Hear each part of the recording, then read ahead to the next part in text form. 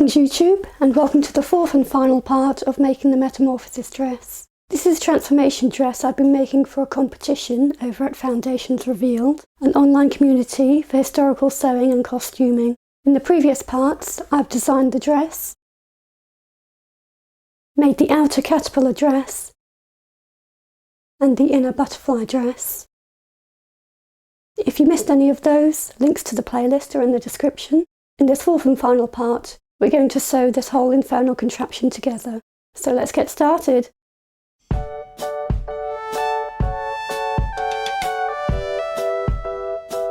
My dress is going to fasten on the left side, but I also want my front and back wings to overlap on the side by about an inch. So I take my front and back panels for the left side, and some strips of bias tape about 2.5 inches long. I fold over the end so I get a neat edge, and I stitch these to the edges of my front and back pieces. So the skirt will remain open when I zip the dress up, and then I can fasten the skirt with a popper at the end. I gather the top edges so that they match the underskirt, making sure I make allowance for the 1 inch overlap. Now we're ready to sew all these pieces together. I take my outer skirt, right side up. I've placed pins at the seam allowance, as well as the centre point of the back and front panels. Now I take my outer bodice, and I pin this in place, matching up the darts with the right sides together. Next I take my orange underskirt. I find the pin in the centre of the front skirt panel, and pin on my front left-hand piece. Then I take the right-hand front and back panels, which are already stitched together, and again I find that centre point and pin it in place. I line up the two side seams and line up the back with the pin in the centre back skirt. And then the back left panel, again lining up the centre points. Now I do the same process with the wings, lining up the centre points, and where I have the bias tape on the edge, I line up my 1 inch mark with the seam allowance, pull it down 1 centimetre and pin it in place. On the right side, I overlap the front and back panels by 1 inch. Once again, I line up the centre back. And I did the same with the back left panel as the front left, lining my inch mark up with the seam allowance and pulling it down 1 centimetre. And last but not least, I attach the inner bodice. I line up the two side seams, and then continue pinning up to the seam allowance, matching up the darts. And because I have a lot of layers, including 2 layers of interfacing, I'm going to switch to a heavy duty needle and stitch across.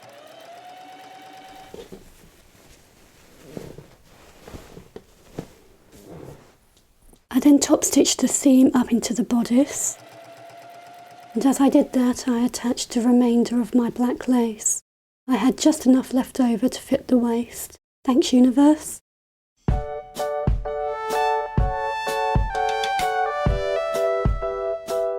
Now I'm going to attach the zip.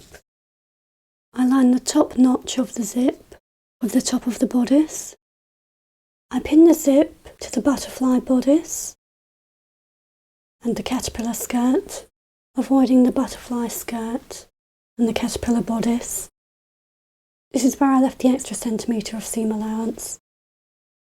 I stitch this down with my zipper foot. Now I do up the zip. I put in a pin at the waistline and at the top of the bodice. And I use the pins as a guide to line the zip up with the other side. I've also made sure to line up my stripes, and I stitch the zip down. Now the zip is fully in. I've pressed the edges and top stitched them.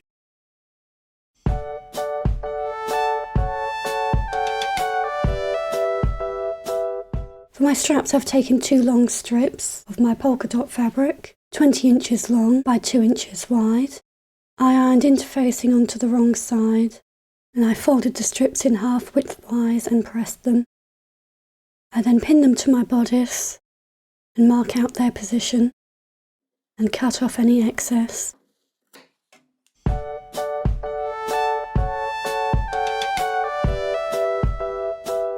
I'm now ready to attach the lining. I've taken my mock-ups for the butterfly bodice and the caterpillar skirt. I've stitched those together and I'm just going to reuse that as my lining. I also have my straps and some white lace.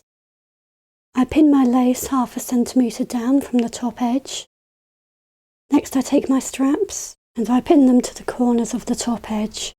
Now I take my lining, I place the right sides together and I stitch along the top edge. I top stitch the lining along the top edge and I pinned it in place along the rest of the bodice, lining up the seams and the darts. And I folded the edges and pinned them along the zip. I folded the top end of the zip under and I sandwiched it between the lining and outer layer. I sew the lining down along the zip by hand with a whip stitch.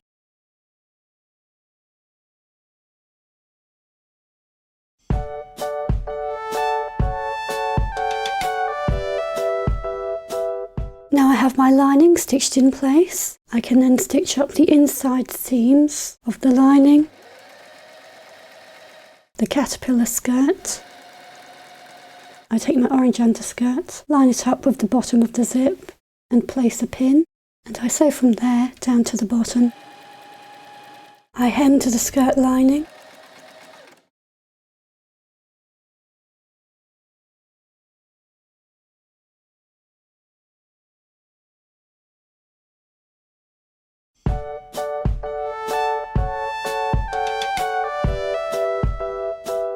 I stitched bias tape along the top edge of the bodice and up along the straps, stitching in some more of my white lace underneath. I then stitched the end of the straps to the back.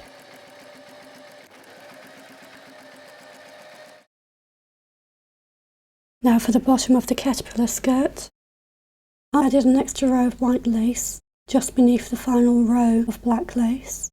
This is to continue the pattern because there is a huge block of black. This is to make sure that none of the yellow and white stripes appear underneath the butterfly skirt. Because of the taper in length, part of this skirt will show underneath. And once the hem is turned over, the black layer won't look quite so bulky. I'm going to attach more of the netting that I did around the neckline and the arm's eye.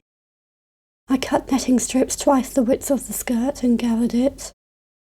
I also have it shorter in the centre and taper it out to either end, which will be at the back, and this will match the tapering of the butterfly skirt, which is shorter at the front and longer at the back. I find the centre point for the front of my skirt and for my netting and pin it in place. I also find the centre back and pin the end of the netting in place. I continue pinning the netting to the skirt. I stitch it down, overlock it and turn it under. And finally I stitch 2 press studs to my butterfly skirt on the left side so that it does up over the zip and overlaps. And the dress is done. Now it's time to try it on.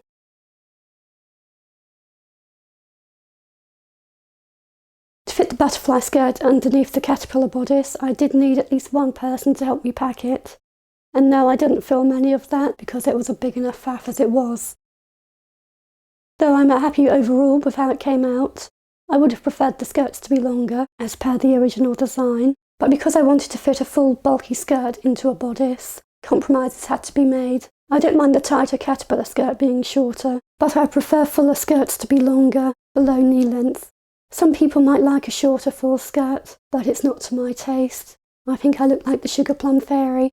Before we see the final results, there are a few things I would have changed. The biggest change I would make would be to the shoulder clasps. I would round out the top part of the shoulder clasp, because where it's square it tends to stick up, and you can see the orange lining underneath.